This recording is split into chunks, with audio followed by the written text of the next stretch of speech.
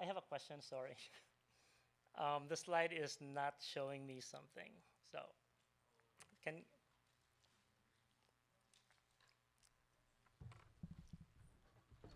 the talking points? Oh, here, do you want to unplug it? Yeah, that's something I cannot find. So, Do you want me to unplug it real quick? There you go. Yeah, so close out of it. Or you can keep Well, it on I there. don't. Okay. So if you go back, exit out, escape, and then if you go into like presentation mode, is one of I these don't know. show like notes? Hey, we're trying to get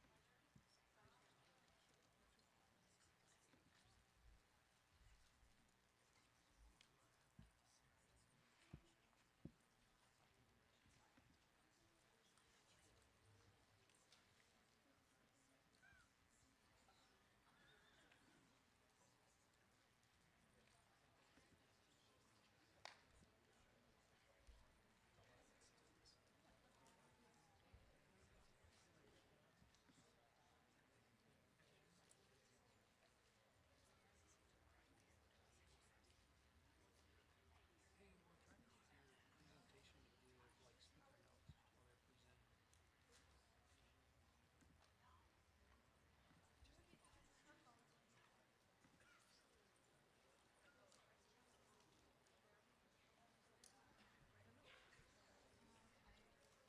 while they're presenting.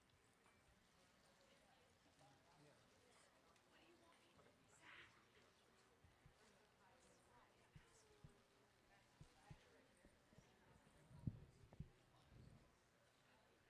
Okay. Reading queue. No. Can I you? didn't see it when I first stood up here. So, Yeah. Yeah, because it all seemed fine, but then it was different when it was on Jake's computer. Oh yeah.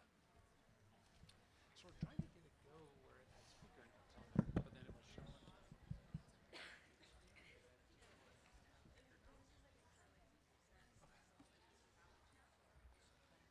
Okay. Is it? It's not plugged in right No, now. I unplugged it. Okay. Yes.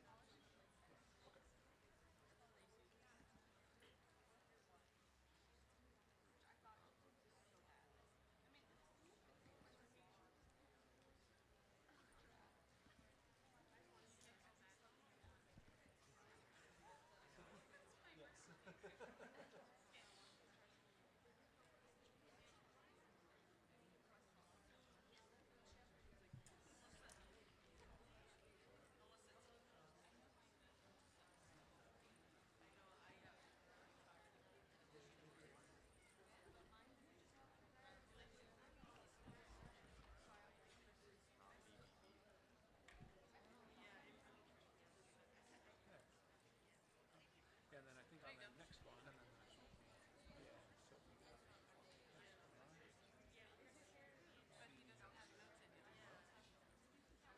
Well, Kirby, do you have? Oh, there's no. Oh, okay. Okay. So when you start to get to the slides, now it'll show. Yeah. There. Okay. Okay. And then just if you got it. thank you. Okay.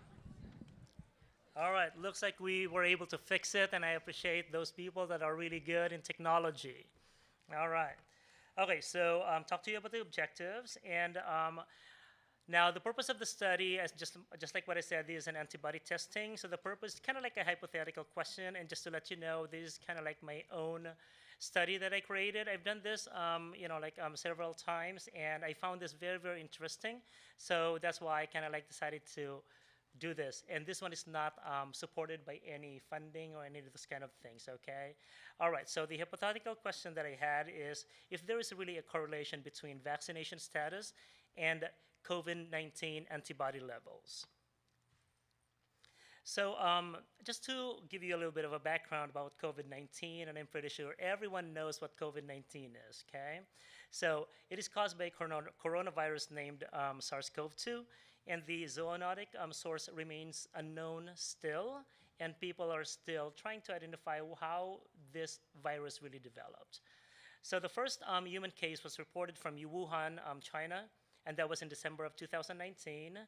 And I was actually flying at the time, coming from Asia. So the first case reported in the U.S., and we're lucky enough to be considered as the epicenter. It was here in Seattle or Snohomish County, and that was reported on January 19, 2020. And it became a public health emergency within the international, location, and it started in January 30, 2020, and it became or labeled as a pandemic in in March. That was exactly March 11, 2020, and of course, everyone has his own story. I think one of us probably have an experience having difficulty finding a toilet paper, if I do remember. So the background about antibody testing or the antibody study. So as you know, we have three, let's just say, a known or very common vaccines here in America. So it was the Pfizer and Moderna, which is basically the mRNA vaccine. And if you know what mRNA is basically like a virus within, the protein virus of that specific virus. And Janssen, which is made by Johnson and Johnson, it is just a vector, meaning it is a copycat. That's what they said. And some background about the antibody testing study. There are many, many literatures that were created or developed. And one thing that really, give me a more in-depth understanding about the antibody testing is the one that was made by or studied by the JAMA, which is a Journal of American Medical Association, and that is a very prestigious research organization. And it was done in Europe, Belgium, yep, and they kind of differentiate between the amount or the number of antibody levels from a person that had the Moderna versus the Pfizer vaccine. And the result of their study actually shows that Moderna has a higher antibody that will be developed if you get the Moderna vaccine. And also the other thing, there's of course, if we really need to have a booster, after getting the vaccine. So the method that I did here, it is the study design that I did is a quantitative study. So quantitative study is a design that I used in this study, and it is basically to observe occurrences or phenomena affecting the individual or the target population. So this is a process of collecting and analyzing numerical data. Basically, we're looking at the numbers, and in this study, we analyzed the number or value of the antibody levels that were developed from the vaccine. So on the other hand, the other study design that is also widely used is, of course, the qualitative, and sometimes they mix it, qualitative and quantitative study. It's called the mixed study. But the qualitative study, it basically tells us whether a person developed or did not develop an antibody. So this study basically tells us a yes or no result. So sample and testing. This study has a very small sample size. We had 79 people who participated in the study, and the age range, it actually varies from 22 to 71. And of course, this is a cohort study, which is basically includes both genders, male and female. So with the help of Gary Clinton, I don't know if you guys know him yet, the awesome guy that was helping me with the computer, yeah, with the help of Mr. Gary Clinton and his team. So we were able to invite people to participate. So he formulated a sign-in sheet and gave the form to the participants. And of course, these participants write the information, and these information are really pertinent data that will help us get a good result of the study. So the data that we gathered are the participant's name, the gender, the date of birth, insurance information, vaccine or the vaccines received, the date or the dates of vaccination or the booster dose. And the date of the testing that we did was on January 28th of this year, 2022. So at that time, the booster was already authorized by the FDA. So, um, so this is the sample that I did. Total population by gender. So the blue line, is it blue there? Yeah. So the blue one is basically signifies the female participants, and they correspond 70% of the population. And on the other hand, there were 30% male who participated in the study. So the total population by age bracket.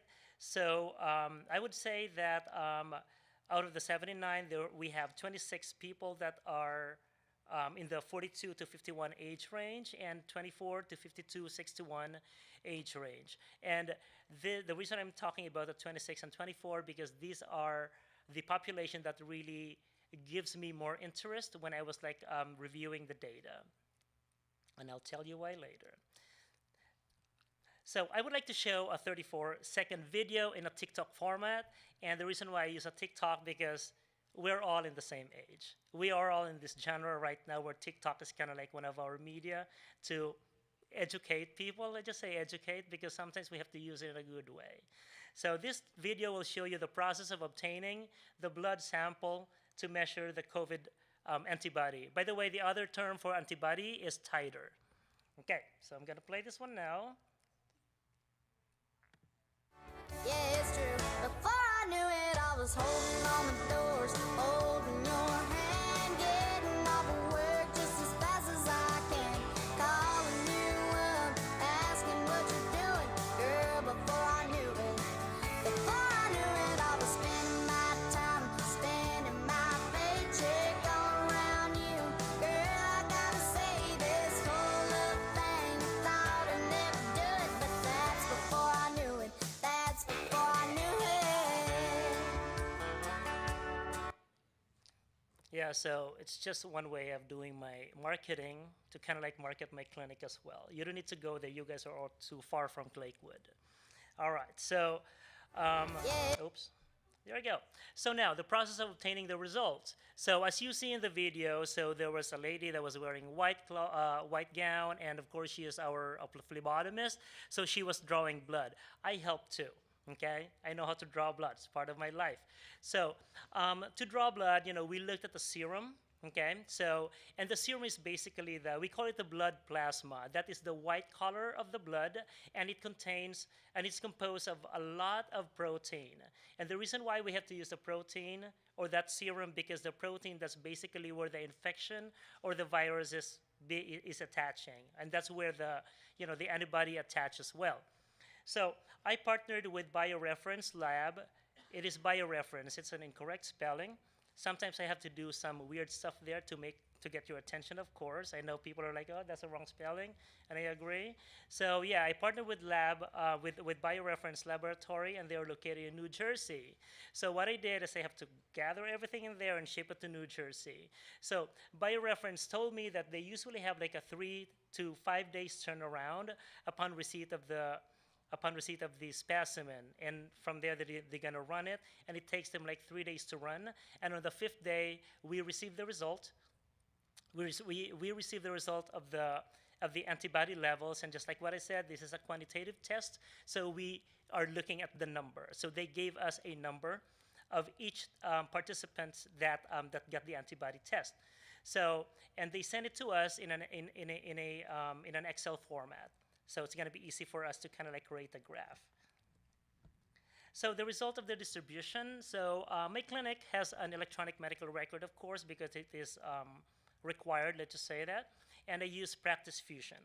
So my clinic uses an electronic medical record where participants can access the result of the antibody test. Similar to everyone or most of us here who sees their own doctor, they have a so-called My Chart. And so I gave it to them. And most of the participants were able to obtain the result by setting up an account through my electronic medical record. However, not everyone were able to do so. It's because it was a little challenging. Technology, again, and you experience it right now, there are some challenges in there. So what I did, like I said, I just gathered them and sent it over to Gary. So the analysis and the evaluation. So as mentioned, because the fact that this is a small sample size, so I use descriptive analysis, and descriptive analysis is basically the most basic, the most simpler way. And of course, I'd rather do it to make it easy for everybody to and for everyone to understand. If you guys heard of clinical significance, I did not apply it here. It's because of the amount of participants or the number of participants that I had. So the statistical analysis used in comparing the result is, of course, just like what I said, descriptive analysis. And this is basically just to compare things here. So what we are evaluating here is the amount of antibody level or the titer that was developed after receiving the vaccine or from the infection. Because as you know, if you develop an infection, then definitely there will be an antibody that you will have. For instance, MMR, or a varicella vaccine, or varicella virus. As a child, most of us are actually get the chicken pox, and of course, because it is required in school, so we need to know if we really had the titer. So that's one of the things that we have to submit to the school. So the findings. So out of the 79 participants, 2 of them did not receive the vaccine. One of the 2 had positive antibody, meaning a value of 0.8 was detected. Let's just say there was an antibody detected, and the other one had a negative antibody. So what does it mean? So the one that did not receive any vaccine but had an antibody, it shows that this person had a prior infection. So 77 out of 79, which is 97.4%, had positive antibodies. There's a ton of them that had antibody. It's because out of 79 people, 77 had the vaccine. So it is expected that they will have an antibody level. So 31 participants received 3 vaccines. In the purple, the purple, there were 31. I don't know if you guys can see it. Down below, it says 3, very tiny. In other words, 3 vaccines that they received. It could be like Moderna, 2 doses of Moderna and the booster, because just like what I mentioned a while ago, at the time, the booster was already an FDA approved. It was already authorized. Then 24 people received the full doses of either Moderna or Pfizer, and there were 16 participants who received just 1 vaccine. So we anticipate that this is the Janssen, or the Johnson and Johnson vaccine. Then, unfortunately, there were forms there that were not filled out completely, and there were 6 of them. But those 6 actually received the vaccine. And if you see on the farther right here, so it actually says there that there's 1 that received. The blue one corresponds to the person that had the. Anyway, so I got lost there. Well, anyway, it's basically 2 people that did not receive 2 people that did not have an antibody, but one of them had the prior infection. So the total population per detected or non-detected. So as mentioned, there were 2 out of 79 and 77 out of 79. So I mentioned about the age range a while ago, and as you see, there were 23 people that had, most of them are from age 52 and 61 and 42 and 51, and I'm talking about actually I'm talking about this one here, which is the anybody that has 2,500 or greater. So for us to be considered as immune, we only need 0.8 units per milliliter of antibody based on the testing, and the lab determines that one. And just as mentioned, out of 79 people, there were 61 people which corresponds to 77% of the total population, had an antibody greater than 2,500. And of course, we do not know as to what vaccine is this, and now I'm going to tell you. So, if you see the one that's all the way, kind of poking out to the very, very end, that is a Pfizer vaccine. So in my study, in this study, there were 22 participants who received the Pfizer, and they received the 2,500. They had the 2,500 antibody. So this is kind of like I don't know if you guys can see that. It's very small here. So if you see, there were like 61 people, as mentioned, that had greater than 2,500, and on the other side, the 22 actually signifies that they are the Pfizer, meaning in this study, it shows that Pfizer basically won, okay, compared to the Moderna and Johnson. So the higher antibody titers were observed in 61 participants with a value of 2,500 and greater. So these are the participants who were vaccinated with 2 doses of Pfizer and Moderna, and of course, and Johnson also, and those who received the booster.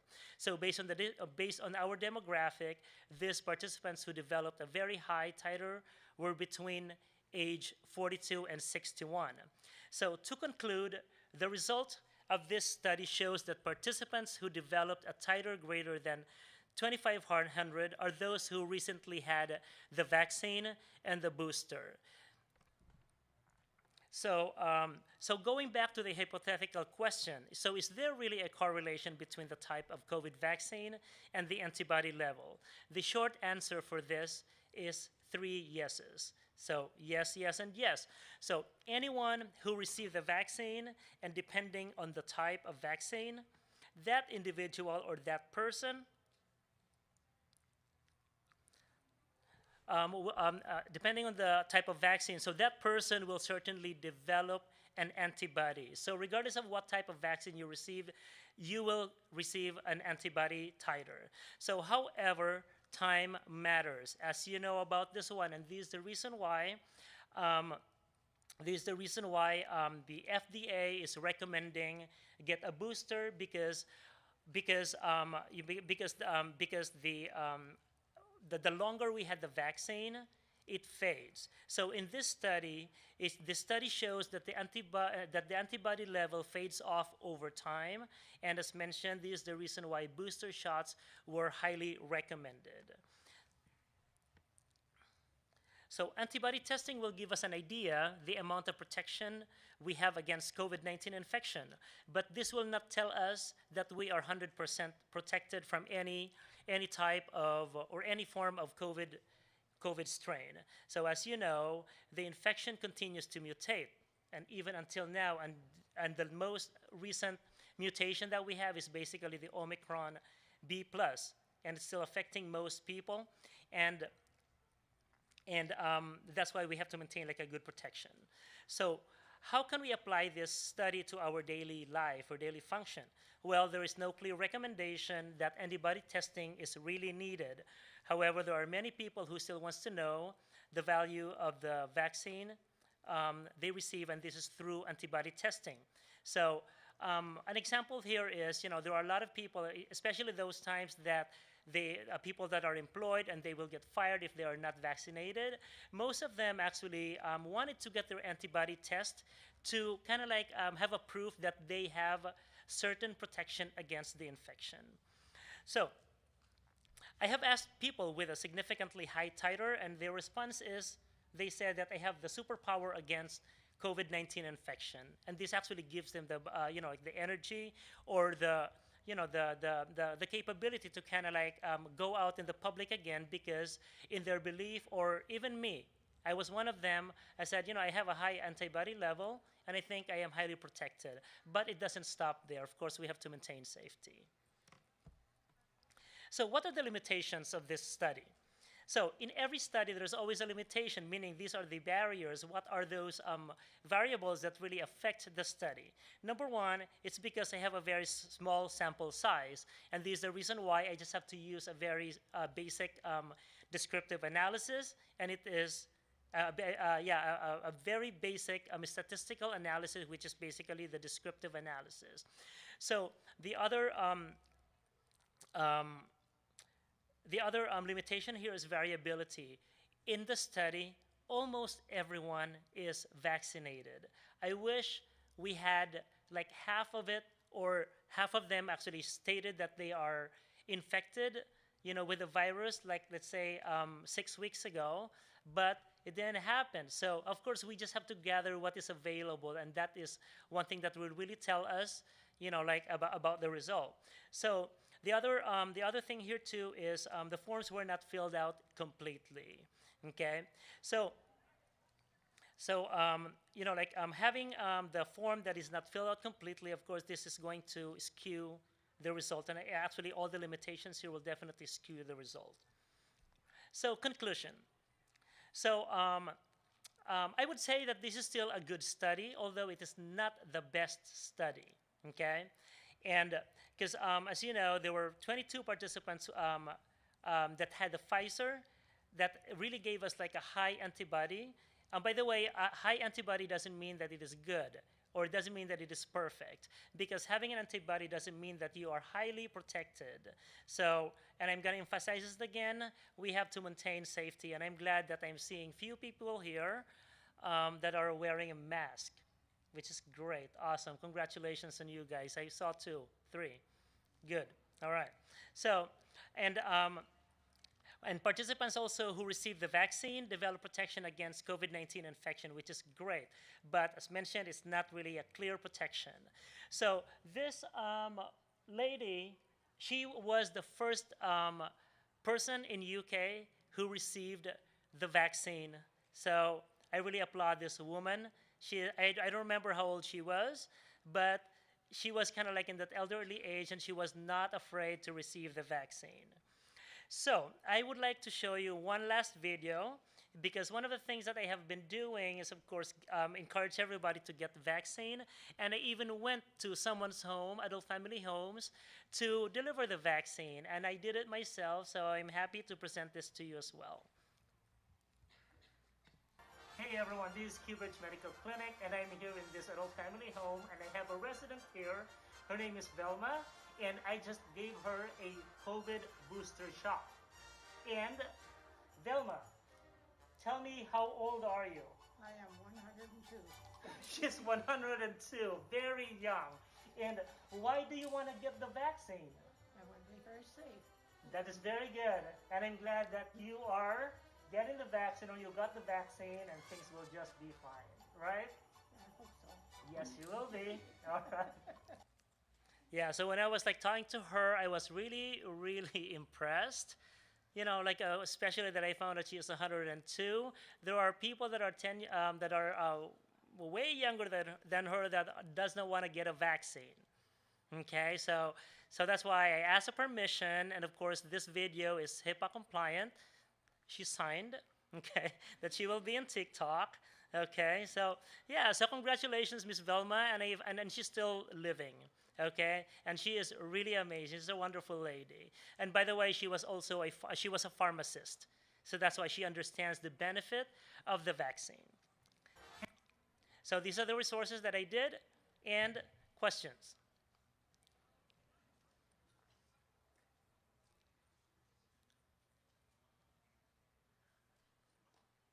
Yes. Oh. My favorite part of my job is basically to educate the patients, because there's a lot of people here that are, or not here, but there are still a lot of patients that have limited knowledge about health. My primary goal, or I would say that my philosophy in medicine is basically more on preventive and screening, okay? Because most people think that they go to see their doctor because they are sick. No, and I really want to change that one. So right now you guys are still young. I really want you guys to start your wellness examination. It only happens once a year, okay? And just have it done, then go home. It's basically to see if there is something wrong in your body, okay? Anything else? Question? Yeah.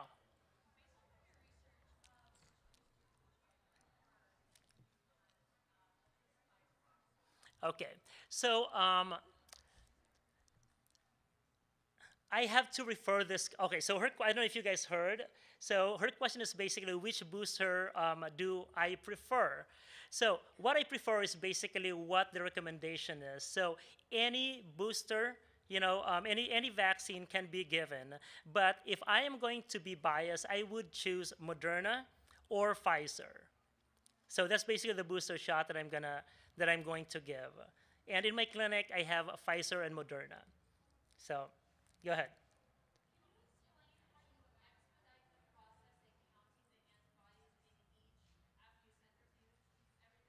So I did not do it. Oh, so sorry. So the question is to explain the process of how the antibody levels were calculated or quantified. So each laboratory they have their own machine, okay, and they take the sample of that plasma and they put it in their machine and they run it, and it basically gives them it basically gives them a quantified value of the antibody within that protein that's in the blood. So I apologize, I won't be able to answer it clear. Yeah, I'm not a medical technologist and I wish I know. Yeah, but it's basically the machine technology. Yeah.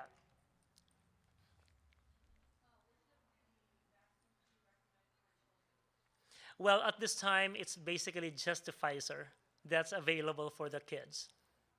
Yeah. As far as I know, it's age 5, no, age 6 and above. If I'm not mistaken, I could be wrong, but that's the last time I heard. Yes, sir.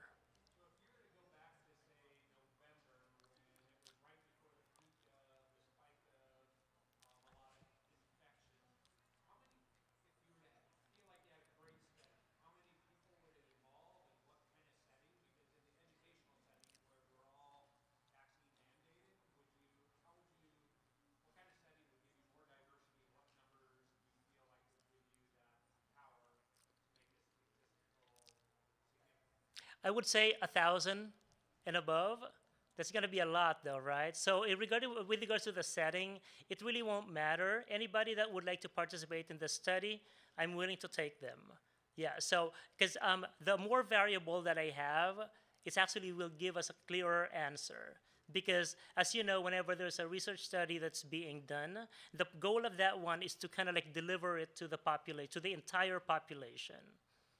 So yeah, so and if it because I actually did this one prior to your school, so I think I had more like 150 people, and at that time that study that I did it was Moderna who won over Pfizer. Yeah. Yes, ma'am.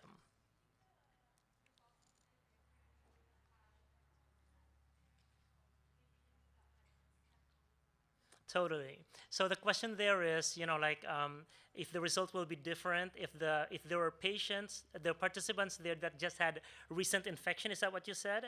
Yes, it will definitely change the result. However, we have to wait at least 10 to 14 days for them to get the antibody level, because at that time, like there are also research study that actually shows that the antibody will start to develop at least 10 to 14 days after the infection or the vaccine too.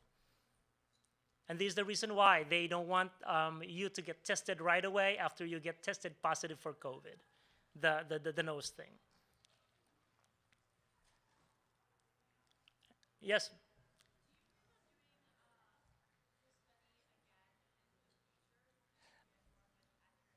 Yes, totally. I would love to. Yeah, so however, there's a lot of limitation. I am a one-man show type of a thing with with my team. Okay? So, the reason why I got hooked up to this one because I have friends who are medical technologists, and it was just a random, informal discussion over a coffee, and we talked about this one, and one of the medical technologists, they are highly involved in research studies too. So she told me about that one. I said, yeah, let's do that. And we actually started it at Providence, Providence Regional, Cancer Regional Center.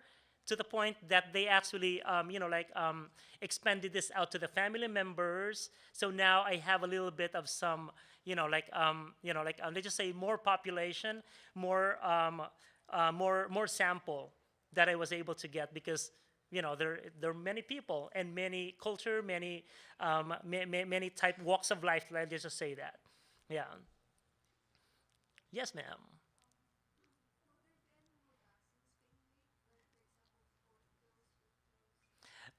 Um, there will be no more vaccine that will be developed. However, if you're talking about the booster, there is a likelihood. In fact, we are already now in the fourth phase of getting the vaccine, which is the second dose. And Pfizer is actually the first, again, Pfizer was the first one to get authorized. And now Moderna is also another vaccine, to be considered as a good booster too. So yes. And is there any other booster that we'll probably be getting after the fourth one? I'm tired of this. Probably yes. Yeah, because as you see, because as you see, the antibody level, it fades off. Especially now that there's still a continued mutation of the virus. So that's why we just have to kind of like try to eradicate this problem. And I hope this one will become a flu. People are kind of like saying that it sounds like it is a flu now. It is still not. And that's why we're still having this mask, social distancing, those kind of things. Everyone is still, receiving the vaccine, those kind of stuff. So I hope this will end with everyone's help, with you, everyone here. Of course, we all can do this.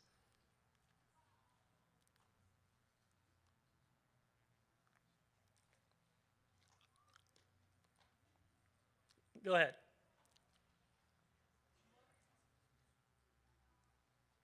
Oh, I'm waving at you too. Yeah. Any? Go ahead.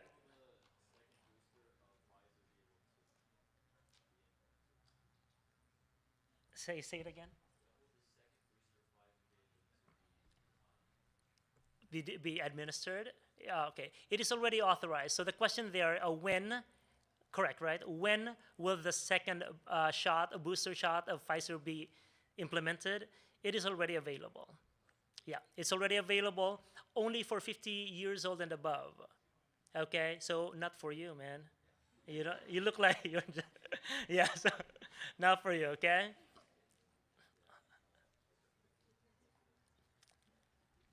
Okay, so yes, I highly encourage to get vaccinated. Okay, any other question? One last question.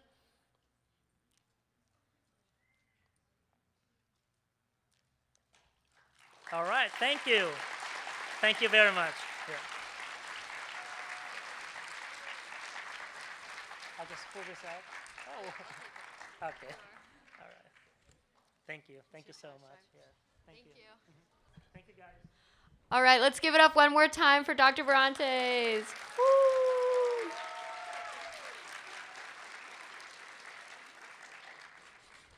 You're not calling me.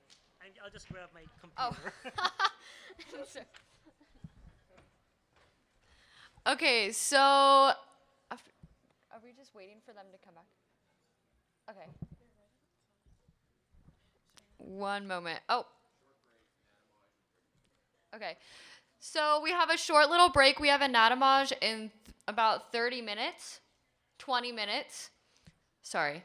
We have anatomage in about 20 minutes, so you can hang out here. You could go take a break, get some water, do whatever you need to do.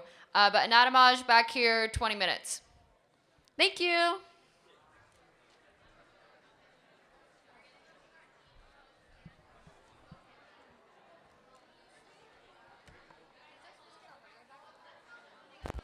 That was yours? That was Dr. Bronte's.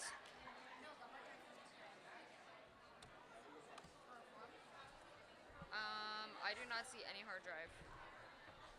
Hey, Brett. Oh. Is that? This is Heather's. I'm gonna go bring it back to her now.